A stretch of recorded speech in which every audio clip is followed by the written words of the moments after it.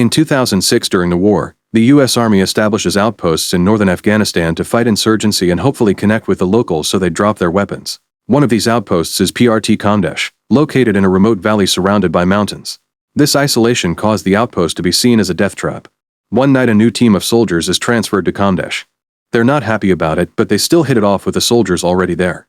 Under one of the bunker beds, they notice the words "it doesn't get better." The next morning, the new men stare at their surroundings while the other soldiers explain how the insurgents use the mountains for surprise attacks. Suddenly they find a dog and Zahid gets ready to shoot it, but Skuza immediately stops him because he rescued the dog to keep it as a pet. At that moment insurgents open fire from the mountains. The soldiers immediately run for cover as they fire back, trying to avoid the explosions that start going off in the outpost. Since they were taken by surprise, they start running out of bullets soon, so Carter is sent out with more. However, he was given the wrong ammo and after some arguing, Carter has to run back. The soldiers keep on shooting and fire a mortar to destroy their target, quickly earning them a victory. Afterward, Gallegos kicks down Younger and insults him for firing too close to his head. Then Carter comes back with the right ammo and gets scolded for arguing during a battle. Nearby, the soldiers discover a man has lost part of his face and they yell for a medic. Sometime later, the soldiers get a call explaining their wounded friend got out of surgery okay and he'll rejoin them soon.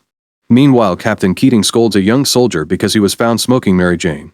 Knowing not to cut payment because it doesn't mean much here, Keating busts him down to private and cuts off his free time. The next day, Keating announces they need to improve their relationship with the locals and arranges a shura, which is a type of Muslim council used to discuss important affairs. Sometime later, the soldiers arrive at the shura building to meet with the village elders. Even though the locals are armed, Keating leaves his weapons and protection outside to prove he comes in peace. With Muhammad as their interpreter, Keating explains to the elders that he wants to separate the civilians from the Taliban to keep them protected. He also offers money and contracts. At that moment, another soldier finishes a gunshot residue test that proves one of the guards was part of yesterday's attack. Keating says he must report this, which will cause him to lose honor with his own elders. After lots of arguing, the elders make their entire group put down their weapons and Keating shares a hug with the leader. That night the soldiers grill some meat, drink, share some stories from home, and dance to some music to celebrate. The following day, the insurgents open fire from the mountains again and the soldiers quickly run for cover. They start shooting back, but this time the fight doesn't last long. Sometime later, Hart drags Younger out of his room, yelling at him because Younger stole a picture of his wife to have some private time with his own hand. Hart makes Younger do push-ups while apologizing to the photograph, yet Younger kisses it anyway. Meanwhile, Keating receives orders to move a large tactical vehicle to Nae. The others point out the potential danger since the roads are too narrow, but Keating reminds them orders are orders. He even volunteers to drive the vehicle. For the next few hours, a small truck guides the tactical vehicle through the dangerous paths around the mountain. The vehicle is still too big and its tires often slip down the edge a little. By nighttime, they have to stop when they detect something ahead, but when they take a closer look they discover it's just a dead chicken. The truck keeps going and almost pushes Carter off the road, but Romache catches him just in time. When the tactical vehicle tries to advance too, it ends up falling off the edge and exploding, killing Keating and the other soldiers inside. As soon as they return to the outpost, the fallen soldiers are given a proper funeral. Sometime later, Ulescas arrives to be the new captain of the outpost and the soldiers show him around while telling him about all the issues with the mountain attacks. Suddenly something explodes on the ground and once again some insurgents start firing from the mountains. One of the soldiers was in the shower and has to help his friends while naked. After the attack is over, Ulescas sends a team on patrol. The group obeys but keeps on complaining about it during their walk, thinking it's pointless. Romache uses the chance to teach the others how an actual good assault would take advantage of the outpost's weak spots and destroy their supply buildings plus the generators. A few days later, Kirk discovers a local taking pictures of the area and starts chasing after him. The man almost escapes but bumps into another soldier and falls, giving Kirk time to capture him. After the team finds his phone and the photos, the man is cuffed and Thompson keeps guard while explaining the sad family story behind the scars on his arm. Another shura is organized, and this time only half the elders show up. The old men complain because they haven't received the money Keating promised, but Ulescas tells them he'll only pay after an investigation is done behind the pictures in the phone. In the evening, Muhammad comes back from the village saying that the Taliban are getting ready for a large-scale attack because the villagers aren't happy over the lack of money. However, his warnings aren't taken seriously because he cries wolf every day. Later, Ulescas takes a team on another patrol. Muhammad keeps an ear on the radio to pick up any enemy talk, but he claims he can't understand certain dialects. When they make it to a bridge, Kirk and Carter cross first to make sure it's safe. Then Ulescas crosses with Younger just to be hit by an explosion in the middle of the bridge. Younger saves himself but Ulescas falls dead in the water. Blood lands on Younger's face and mouth, leaving him in shock. That night, the soldiers try to deal with their grief with some music. Romache hears a noise and goes to investigate, only to find Ulescas trembling and mumbling to himself with a weapon in hand. While offering calming words, Romesha slowly removes the bullets from the weapon, then shares how he had to watch a close friend die because of a sniper. However, it's clear that the trauma has left Younger in a bad mental state, so when a helicopter comes by to pick Yuleska's body, Younger leaves as well. The chopper also brings the new leader Broward, who announces the outpost will be closed in July and tells the soldiers to concentrate on closing shop until then. The next day, the soldiers give Broward an Afghan ID they found near the bridge. They believe he is one of the workers from the hydroelectric plant, so they want to start searching the villages. Broward forbids it because it goes against the rules of engagement and reminds them to leave this for the investigating officer. All of Romesha's protests are ignored. Time passes while the soldiers do their best to stick to routine. Soon another attack from the mountain starts, and while the others fire back, Romesha calls Broward for backup. However, Broward asks for a positive weapon identification first. Scuzzi uses his binoculars to confirm it, and a bunch of soldiers go out to help. After the attack is over, Broward talks about the rules of engagement again, pointing out they can't just shoot someone for acting suspicious, and radio or weapon identification always comes first. Romesha tries protesting again since they clearly were under fire, but Broward doesn't want to waste any more ammo or make the relationship with the locals worse. In the end, Broward announces that since they're under pressure from the Afghan president, they won't leave in July. The soldiers will get a $1,000 raise, and if they're lucky they'll leave in October. The group obeys but dislikes Broward more every day, especially since he pees in bottles in his room and makes the soldiers take them out. Later during lunch, Carter approaches Bunderman to share the troops' dislike of Broward. The man only leaves his office to poop, and all his rules clearly show he's scared, so it's hard for the group to take him seriously. However, Bunderman explains Broward has been in more battles than all of them and their duty is to obey. Soon it starts raining and Carter shivers in the cold while keeping guard and chatting with Gallegos on the radio about religion. That night some movement is seen on the mountains and suddenly an explosion happens in the distance.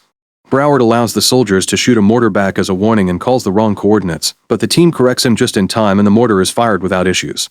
In the morning they have a meeting to analyze the situation. If the insurgents were moving the mortars on foot that late, it means now they have night vision too, but they can't guess where these weapons came from. The meeting is interrupted by the arrival of the elders, who have brought a dead girl and accuse the Americans of doing it.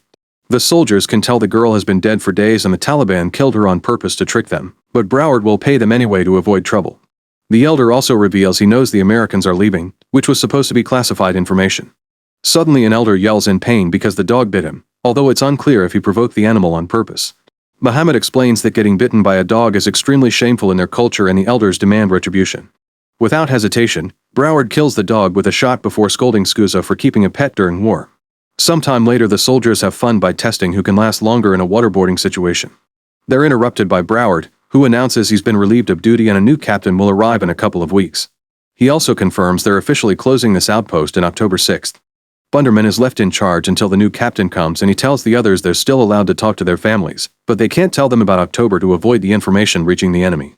Everyone rushes to call their loved ones and get emotional when they hear news from home. Early in the morning on October 3, 2009, Muhammad comes running into the outpost, saying all the villagers are gone and that hundreds of Taliban are surrounding their base. Once again he isn't taken seriously, but when they look at the mountains with binoculars, they confirm he's saying the truth. Explosives start going off on their camp and the soldiers rush out of their beds to join the defense team. A firefight begins while the insurgents run down the mountain and a soldier almost gets hit in the head, but his helmet saves him.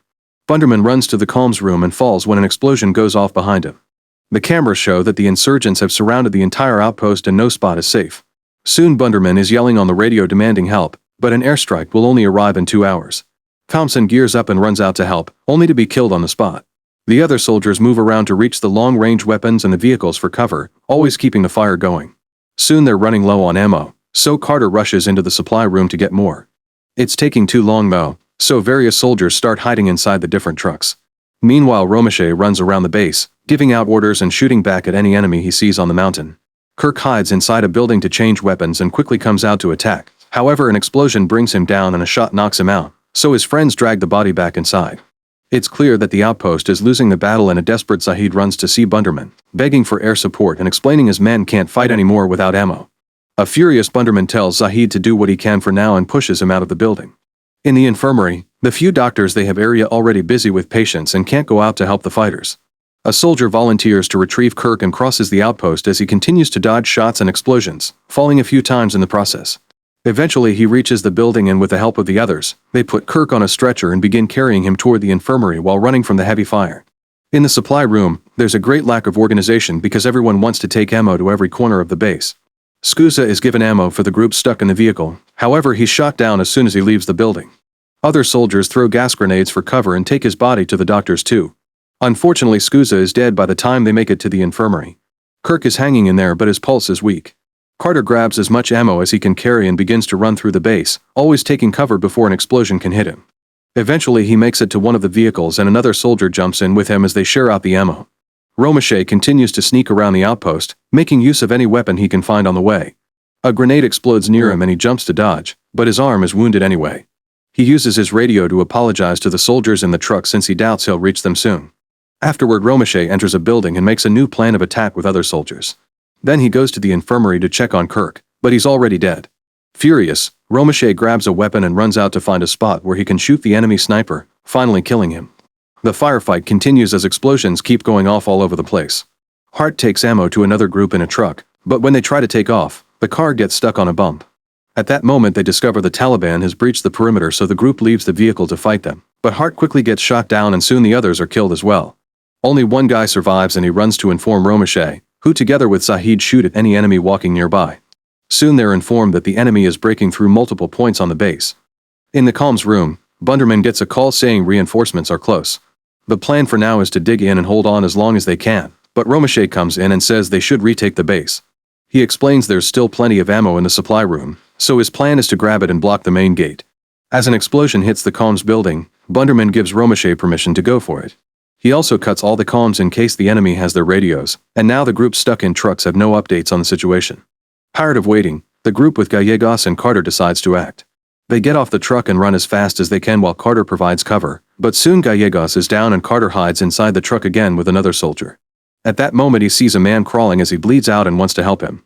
At first his partner stops him, but eventually he agrees to provide cover. Carter goes out and quickly reaches the wounded soldier, securing his leg before picking him up. In one quick run, they make it back to the truck. After gathering some volunteers, Romeshay sneaks around the camp and ignores Bunderman when he tells him to wait for a machine gun. The group begins shooting at all the enemies getting into their base and even keep moving even if there's too much smoke in the area. After killing tons and tons of insurgents, they make it to the front gate and Romeshay secures a room.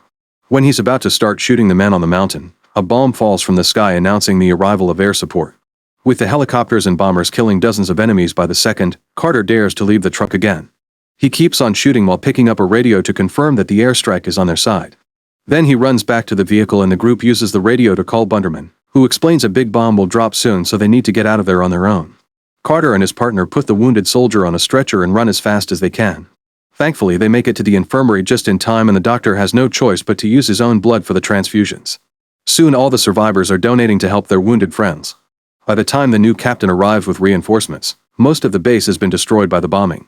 There are still a few insurgents around, so they search the mountain area to stop them. At the outpost, the survivors search every corner to gather the bodies and find Muhammad hiding in a cabinet ready to say "I told you so." When the new captain enters the base, Bunderman reports their losses in tears. The captain commends him for his leadership and announces tomorrow they'll blow up the outpost before leaving. That night the few survivors gather around and share one last song to say goodbye before the helicopters take them away.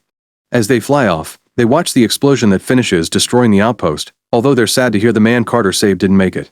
All of them get stars for their work while Carter and Romeshay get medals of honor, becoming the most decorated unit of the war. 3 days later at a new base, the soldiers get to call their loved ones.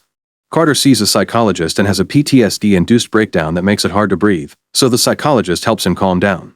Eventually an investigation blames the Battle of Kamdesh on faulty leadership that failed to improve the base's defenses. This caused all obviously indefensible outposts to be closed. This battle was the first in 50 years to give medals of honor to living men. Make sure to subscribe and turn on notifications so you can watch more videos like this. Thanks for watching.